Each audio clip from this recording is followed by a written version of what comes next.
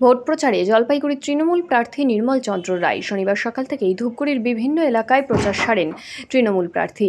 প্রথমে ধূপগুড়ির সাঁকোয়াছড়া ২ নম্বর গ্রাম পঞ্চায়েতের ফণির মাঠ সংলগ্ন এলাকায় তৃণমূলের কর্মী সমর্থকদের নিয়ে আলোচনা করেন।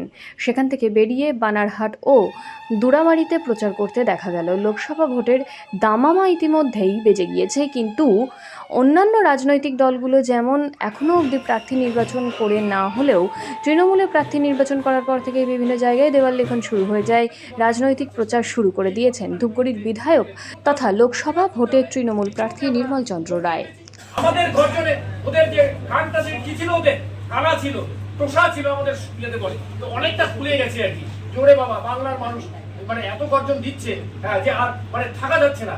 শেষ পর্যন্ত ওদের এই কানের যে পর্দাটা সেটা খুলে যাবে বাংলার মানুষের গর্জনে, আমাদের প্রতিবাদে, এবং আগামী দিনে বাংলাকে বঞ্চনা করতে ওরা ভয় পাবে।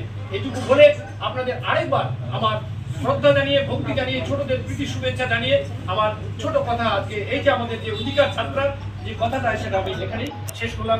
বন্দে মাতরম।